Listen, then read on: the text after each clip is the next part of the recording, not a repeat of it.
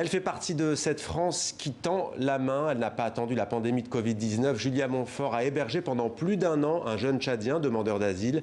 Elle est notre invitée. Bonsoir Julia Montfort, soyez la bienvenue sur TV5 Monde. Votre expérience, vous la racontez dans un documentaire, dans un livre également, aux éditions Payot. C'est au carnet, ça s'appelle Carnet de solidarité, préface signée Abdelmalik. On va bien entendu voir 2 extraits tout à l'heure de votre documentaire. Mais d'abord, avec Cédric, vous avez décidé un jour d'accueillir Abdelhak. Il est tchadien, hein, c'est un jeune exilé. Est-ce que ça s'est fait dans l'urgence ou est-ce que c'était mûrement réfléchi ? Nous avions envie d'agir, de faire quelque chose. Depuis 2015, voilà, la France est le théâtre d'arrivée de personnes en exil qui, bien souvent, se retrouvent à dormir sur les trottoirs de nos villes. On voulait agir, mais on ne savait pas par où commencer, comment s'y prendre. Et puis un jour, j'ai vu une annonce sur un réseau social de Mark Zuckerberg. Une école de français à destination de personnes en exil cherchait un hébergement pour un jeune qui dormait à la rue, qui la journée allait prendre ses cours, mais qui le soir retrouvait un carton sur le sol à Stalingrad. Ouais. Au début, ça devait durer quelques jours. Premier repas, premier dîner, ça se passe comment Il faut apprendre à se connaître. Exactement. Et puis le premier jour, j'étais seule pour accueillir Abdelhak. Et puis je ne parle pas arabe et il ne parlait pas encore vraiment bien français. Donc au bout de quelques minutes, un petit peu d'hésitation, je me suis mis à faire à manger. C'est vrai que la gastronomie, un repas, c'est le premier des langages. Ouais. Et ça a permis un petit peu de briser la glace. Mais il était très silencieux. Il était en souffrance lorsqu'il est arrivé à la maison. En souffrance, renfermé. Alors j'allais vous demander pourquoi, au fond, a-t-il quitté son pays natal, le Tchad, mais c'est lui-même qui va nous le dire. On écoute Abdelhak à travers cet extrait. Son père œuvrait pour destituer le président tchadien, Idriss Déby, au pouvoir depuis 30 ans. Lorsque les autorités l'ont découvert, toute sa famille a été emprisonnée. Abdelhak est torturé à l'âge de 13 ans. Je vois des marques de coups et de brûlures sur ses jambes. Il y a des marques là, ce qu'on voit sur ta jambe par exemple. Ouais. Ça, là aussi, ils m'ont torturé dans mon centre d'attention. Je n'arrive pas à marcher, je n'arrive pas comme ça aussi.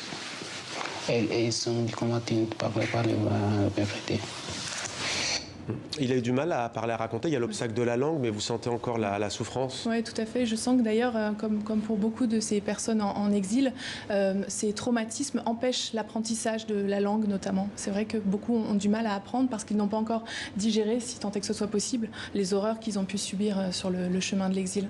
Est-ce que votre regard a changé, au fond, dans la perception de ce qu'on appelle dans les médias la crise migratoire, même si vous y étiez sensibilisé? Qu'est-ce que ça a changé? Oui, tout à fait. Effectivement, on parlait de crise migratoire. Et puis finalement, lorsque l'on creuse, on se rend compte plutôt que la France a été le théâtre d'un durcissement dans sa politique d'asile. On commence un petit peu à comprendre aussi les droits de ces personnes en exil qui, dès lors qu'ils posent le pied en France, ont le droit de demander l'asile. Alors on creuse et puis on découvre que bien souvent, ces personnes qui arrivent par exemple à la frontière italienne sont refoulées du côté italien. Ils ne peuvent même pas déposer leur demande d'asile.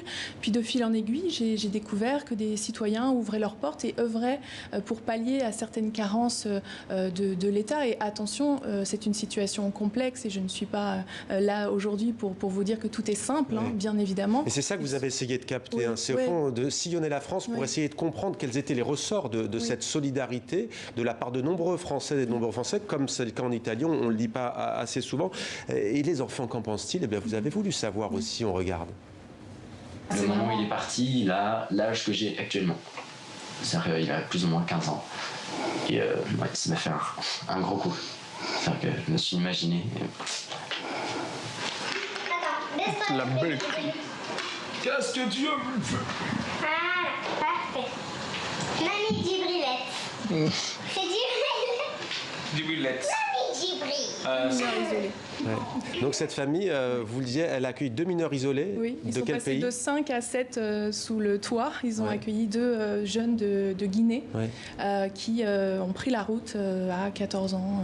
Et on voit cette petite, elle est contente, ça lui fait un ami, un copain. 2 grands frères. Elle a gagné 2 grands frères et puis véritablement au sein de cette famille, c'est ce que j'ai voulu aller montrer, parce que ça c'est tout à fait méconnu, cette France qui accueille, qui tend la main et qui se sent bien en faisant cela. j'ai voulu aussi montrer que des enfants peuvent tirer des bénéfices de l'hospitalité. C'est tout à fait c'est un éveil finalement à l'hospitalité dont ils ont pu bénéficier parce que leurs parents ont décidé d'accueillir deux personnes. Tout acte est politique au sens noble du terme. Pour autant, ces familles ne font pas forcément de politique. Elles n'attendent pas qu'on leur demande si elles ont telle ou telle vision sur les frontières, sur Schengen. Non, c'est de l'action, c'est une impulsion hospitalière qui se fait souvent. Il y a peut-être un déclic. Parfois, beaucoup ont vu la photo du petit Aylan sur une plage turque avec le visage contre le sable. Ce petit garçon exilé dont la photo a fait le tour du monde.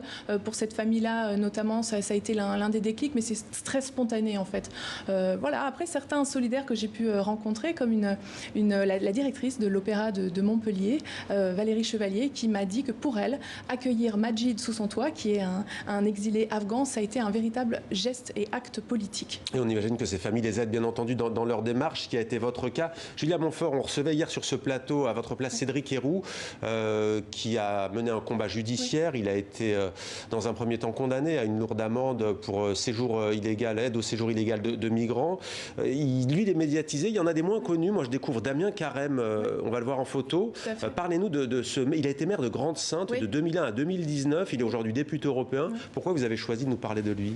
Parce qu'il a été, finalement, sa ville, Grande-Synthe, comme Calais, c'est une ville voisine de Calais, a été le théâtre d'arrivée de personnes en exil qui souhaitaient rejoindre l'Angleterre parce qu'il est souvent plus simple d'y trouver un travail lorsque l'on est sans papier. Et donc, il a vu ces personnes arriver sur le territoire de sa ville et il s'est dit, mais est-ce que l'on va faire comme beaucoup de villes françaises, fermer les yeux, ne pas les entendre, ne pas les voir ? Et non, il s'est dit, je vais agir. Et c'est intéressant parce qu'il a agi sur deux plans. Il s'est battu pour mettre à l'abri ces personnes. Donc, il a réussi à mettre en place le premier camp humanitaire aux normes de l'ONU dans sa ville, en France, à Calais, à Grande-Synthe. Donc, ça, c'est pas rien. Et deuxième volet qui m'a beaucoup intéressé, c'est qu'il a fait de la pédagogie avec sa population pour aller contrer les préjugés parce que l'on ne connaît pas, vous le disiez en début d'interview, on ne connaît pas bien la migration. Oui, puis ses administrés ont dû lui dire que ça va apporter des problèmes d'insécurité. Donc, il a beaucoup dialogué avec eux. Et on va terminer quand même par des nouvelles d'Abdelhak. Il a été, je crois, débouté 2 fois de sa demande d'asile. Quand on l'entend, si on lui accorde la bonne foi, on se dit qu'est-ce qui manque à son dossier ? Écoutez, 2/3 des demandeurs d'asile sont déboutés. Voilà, ce sont les chiffres et il a fait partie de ces malheureux. J'ai une source au sein du ministère de l'Intérieur qui a eu connaissance du dossier d'Abdelhak et qui m'a dit ne pas comprendre. Mais comment il fait lui pendant ce temps-là ? Psychologiquement, on imagine que c'est compliqué. Il essaie de subvenir à ses besoins. Il est parti à 14 ans, il a 24 ans aujourd'hui. Ça fait 10 ans que sa vie ne lui appartient pas, qu'elle est entre les mains d'autres personnes. Finalement, il ne peut pas se poser, sa vie est entre parenthèses. Il a rejoint une communauté de compagnons qu'il a pris sous son aile. C'est une communauté cousine et en fait ils intègrent ce que le système a désintégré et c'est véritablement ce qui se passe pour Abdelhak. Merci beaucoup pour votre témoignage Julia Montfort, Carnet de solidarité. Il y a le livre donc, il y a le documentaire et il y a votre chaîne YouTube avec la web-série. Merci beaucoup d'être venu sur notre plateau.